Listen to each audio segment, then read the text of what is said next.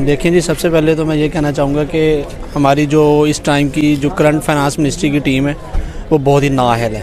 ठीक है, ये सब चोर इकट्ठे हुए हैं। अच्छा, उसके बाद जब हम बात करेंगे हम अपने मुल्क के कर्ज़े कैसे उतार सकते हैं, IMF के साथ हम डील करें तो भी हमने डिफ़ॉल्ट होना है, अगर ना करें तो भी हमने डिफ़ॉल्ट होना है।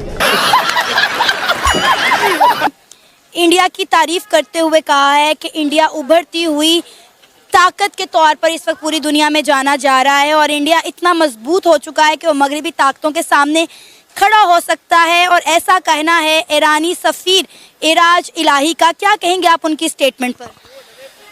मैं ये कहूँगा कि इंडिया ने जिस तरह अपने आप को मईशत के अंदर एक ताकत के तौर पे साबित किया है, और उनकी जो माशी पॉलिसियाँ हैं और उनके जो भी इस तरह के प्लान है वो यकीनन उन्हीं के हक़ में जा रहे हैं।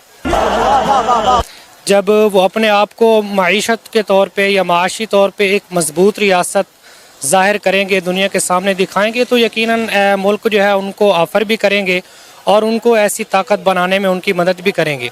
इसके बरक्स जो है वो पाकिस्तान एक एटमी ताकत ज़रूर है, लेकिन इसके जितने भी माशी प्लान हैं या जो भी मईशत का निज़ाम है वो बुरी तरह मुतासर हो चुका है। अगर हम इसी निज़ाम पे रहे तो हम किसी भी अपने इस्लामी मुल्क से अपनी हिमायत की जो है वो उम्मीद नहीं रख सकते। सबसे पहले घबराना नहीं। अभी पाकिस्तान के जो हालात चल रहे हैं, ऐसा पाकिस्तानी मैं आपसे जानना चाहती हूँ कि कितने इस्लामिक कंट्रीज हमें सपोर्ट कर रहे हैं या उनका झुकाव पाकिस्तान के साथ है, उनकी हमदर्दी पाकिस्तान के साथ है? मेरे ख्याल में इस वक्त जो है वो सिर्फ इस्लामी लिहाज से, इसलिए कि हम सिर्फ मुसलमान हैं, सिर्फ सऊदीया और तुर्की जो है वो किसी न किसी तरह हमारी सिर्फ हिमायत वो भी बयान के तौर पे करते हैं, वरना अब जिस स्टेज पे हम खड़े हैं तो हम अकेले ही हैं। और हमारी जो सूरत हाल है, हम जिन मुल्कों से ले रहे हैं पेट्रोल डीज़ल वो हमें देने के लिए तैयार नहीं है, क्योंकि हमारा ख़जाना जो है वो खाली है। अगर इंडिया ये डील उनसे करता है तो हम माशी तौर पे पहले ही कमज़ोर हैं, तो इंडिया के माशी तौर पे मजबूत होने से वो हमारा चूँकि दुश्मन भी है, हरीफी तौर पे हम उसके मुखालिफ भी हैं, तो हम जो है तकरीबन मेरे ख्याल में इंडिया से काफ़ी जब नीचे जाएंगे तो हम तबाही की तरफ ही बढ़ेंगे। अल्लाह की तमन्ना पूरी करे। IMF ने कहा है कि हम आपको बेल आउट भी उसी सूरत पर देंगे कि अगर आप अपनी न्यूक्लियर वेपन्स हमारे यहाँ गिरवी रख देते हैं। तो अब बेल आउट का भी क्या करें? ठीक है, अगर IMF हमें कर्जा नहीं देता तो पाकिस्तान किस तरह से अपने आप को रिकवर करेगा? क्योंकि हमारे हुक्मरानों को बस यही है कि पाकिस्तान के पास एयरपोर्ट्स हैं वो भी दे दो, न्यूक्लियर वेपन्स है वो भी दे दो, मतलब कि जो हमारे पास हमारा बेनिफिट दे रहा है, हमें एसेट्स दे रहा है, वो ही हम देने पर तुल जाते हैं। एक्चुअली देखिए, हमें अपने न्यूक्लियर एसेट्स जो हैं वो तो किसी सूरत भी नहीं देने चाहिए उनको। वो अगर देते हैं तो हमारा हाल भी मे भी इराक और सीरिया और शाम जैसा हो सकता है, क्योंकि अभी भी जो डिफरेंट कंट्रीज़ हैं वो हमें हमारे ऊपर जो अटैक है वो इसीलिए नहीं कर रहे कि ये एक एटॉमिक पावर है। कुछ भी फर्स्ट ऑफ हमें इसीलिए अपने जो एटमी असासे हैं उनकी हिफाजत करनी चाहिए और किसी भी सूरत ये उनके हवाले नहीं करने चाहिए।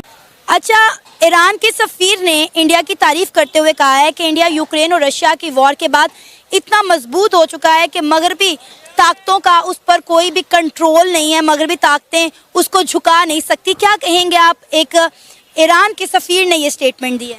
आप सबसे पहले तो ग्राउंड रियलिटीज़ ऊपर बैठ के चेक करें ना कि आपके कौन स्टेटमेंट दे रहा है। इंडिया का अगर प्राइम मिनिस्टर दे रहा है if you are going to compare it with Pakistan, तो ज़मीन आसमान का फ़र्क है इकोनॉमी के अंदर। इंडिया की जो इस वक्त रिजर्व के अंदर पड़ी है वो 550 बिलियन पड़ी है, आगे पाकिस्तान के पास 6 बिलियन भी नहीं पड़ा हुआ रिजर्व के अंदर। उसके बाद then you talking about oil and reforms के वो अमेरिका उसको अगर मना भी कर रहा है कि वो रशिया से ना खरीदे, इवन दो वो अमेरिका को बैक करके रशिया के साथ खरीद रहा है, उसके बावजूद अमेरिका और इंडिया के ताल्लुकात उसी तरह चल रहे हैं। अगर हम इसको कंपेयर करें पाकिस्तान के साथ यहाँ पे ग्राउंड रियलिटीज़ खड़े होके, और पाकिस्तान अगर ये बैकआउट करता है वहाँ से, तो पाकिस्तान के ऊपर ऑलरेडी इंटरनेशनली इतना प्रेशर आ चुका है कि मज़ीद उसको पाकिस्तान रीपे बैक कर नहीं सकता। विद द फैक्ट इंडिया इस वक्त सिर्फ रशिया से नहीं खरीद रहे थे, इंडिया इस वक्त रशिया से भी खरीद रहा है, ईरान से भी खरीद रहा है, सऊदी अरब से भी खरीद रहा है और अमेरिका से भी खरीद रहा है। मैं चाहे ये करूँ मैं चाहे वो करूँ, मेरी मर्जी। आपको पता है ईरान ने भी उनको ऑफर कर दी है। उन्होंने कहा है आप हमसे तेल खरीदें क्योंकि आप पर मगरबी ताकतों का कोई असर नहीं होता, तो आप किसी के दबाव में नहीं आ सकते, तो आप हमसे भी तेल खरीदें। ऑलरेडी वो रशिया से जो है रिकॉर्ड तोड़ तेल खरीद चुके हैं और अब ईरान ने भी उनको ऑफर कर दी है। आप ये देखें कि इंडिया सबसे पहले किसका लाया था? अमेरिका। अमेरिका कौन है? सुपर पावर है, ठीक है। अगर वो उसको पे बैक करके, और अमेरिका की सैंक्शंस लगी हुई हैं ऑलरेडी ईरान के ऊपर, उसके बावजूद अगर ईरान के सफ़ीर ये बात कर रहे हैं तो वो एक सफ़ीर है, वो कोई आम बंदा नहीं है। और वो अगर इंडिया से बात करे कि हमें ऑयल चाहिए, अगर आपको ऑयल चाहिए तो आप हमसे ले लें, अगर इंडिया उनसे परचेज करता है तो क्या आपको ये लगता है कि अमेरिका को नहीं खबर होगी इस चीज़ की? डेफिनेटली। उसके बावजूद वो इंडिया के ऊपर प्रेशराइज नहीं कर सकते, इंडिया को नहीं रोक सकते। जलवा है हमारा। विद द फैक्ट अगर ये पाकिस्तान यहाँ पे हो, पाकिस्तान को ईरान ऑफर करे, पाकिस्तान के ऊपर ऑलरेडी IMF इतना कुछ यहाँ पे करे, पाकिस्तान को जो एड अभी मिल रही है वो भी नहीं मिलेगी। तो ये बेसिकली बात होती है, बूस्टअप होता है आपकी इकोनॉमी के अंदर। आपकी इकोनॉमी के पास कुछ पड़ा हुआ नहीं है, आपकी अपनी साख्त कुछ है नहीं, और आप हमें ये बात करें, हम यहाँ पे बैठ के कि ईरान क्यों इंडिया से करे। सिस्टर मुल्क ने चलना है, इंडिया ने भी चलना है, ईरान ने भी चलना है, रशिया ने भी चलना है, उन्होंने ये चीज़ों को यूटिलाइज़ करना है। वो इसके ऊपर कर सकते हैं क्योंकि उनके पास रिजर्व्स पड़े हुए हैं। उनके इंडिया की एशिया के पास से इकोनॉमी बूस्ट होती है, आगे पूरा सेंट्रल एशिया इंडिया रन करता है। आगे पाकिस्तान के पास क्या है? हाँ, इंडिया के साथ कंपेयर कर रहे हैं ना, आपके पास कुछ पड़ा नहीं है। आप पेट्रोटिक होके ठीक है चीज़ों को लेके चलते हैं, वो हम हो जाते हैं क्योंकि हम पाकिस्तानी, हमें होना बनता है और हम करेंगे। लेकिन ऑन ग्राउंड रियलिटीज़ अगर आप उसके ऊपर आके देखें, चीज़ों के ऊपर आके सर्च आउट करें कि क्यों इंडिया इतना आंखें दिखा रहा है अमेरिका को भी विद द फैक्ट, तो आपको सारी डिटेल्स सामने पता चल जाएंगी। क्यों हिला डाला। सर, कुछ पाकिस्तानी अक्सर ये सवाल खड़ा करते हैं कि ईरान एक मुस्लिम कंट्री होकर इंडिया को इस तरह की ऑफर कैसे कर सकता है।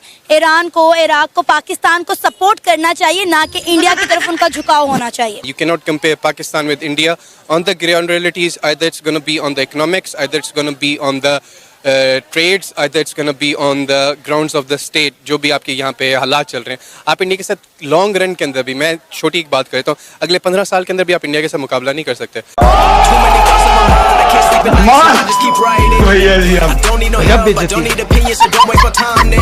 आपके पास 20 दिन का तेल पड़े, 20 दिन का, इंडिया के पास अगले 3 साल का तेल पड़े। क्या बात।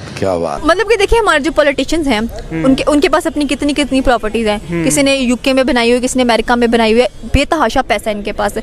इतनी ज्यादा जमीन इन्होंने खरीदी हुई है, क्या वो नहीं दे सकते? नहीं, वो क्यों देंगे, वो तो उनकी अपनी है ना। कौन है ये लोग, कहाँ से आते हैं? अवाम के लिए देनी चाहिए उनको। उन्हें देनी चाहिए, पर देंगे कभी भी नहीं, कोई भी नहीं देगा। पाकिस्तान के लिए मैं कहता हूँ, यहाँ पे जो लोग सदका करते हैं, सदका खैरात करते हैं, वो भी अल्लाह की वजह से कर देते हैं कि शायद नहीं बल्कि यकीनन उसका तो रिटर्न मिलेगा। लेकिन पाकिस्तान के लिए कोई क्या करेगा? कुछ भी नहीं, क्योंकि फ़ायदा कोई नहीं है। मतलब कि डर सिर्फ खुदा का है, तभी वो सदका खैरियत करते हैं, अदरवाइज लेकिन इनको तो खुदा का भी डर नज़र नहीं आ रहा। वो तो बेशक नहीं है, और ये भी दिखावे के लिए करते हैं कि मतलब आटे के थैले वगैरह दे के, साथ पिक्चर्स बना के, वो बैनर वगैरह लगवा के, दिखावे के लिए हर चीज़ ही दिखावा बनी हुई है। तो कोई मतलब कि हम फिर क्या करेंगे? या तो कर्जा छोड़ दें, या अपने मुल्क को खुद इंडिपेंडेंट होकर ठीक करें, या किसी और से कर्जा मांग लें। ये फंस गया।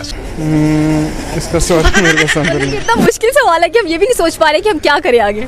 बस अपने ही सोच रहे हैं कि घर जाना है, क्या करना है, क्या नहीं करना, यही सोच, इसी सोच से जान नहीं छूटती। मुल्क के लिए क्या सोचना, और हमारे सोचने से होना भी क्या। आगे स्वाद अगर तुम लोग नए हो तो सब्सक्राइब करो, वो जो लाल वाला बटन है उसके साथ स्कैम करो या फिर महफिल जमाओ, मुझे नहीं पता, बस क्लिक हो जाना चाहिए। अब मैं भी जा रहा हूं, मुझे पार्क में स्टंट्स मारने जाना है।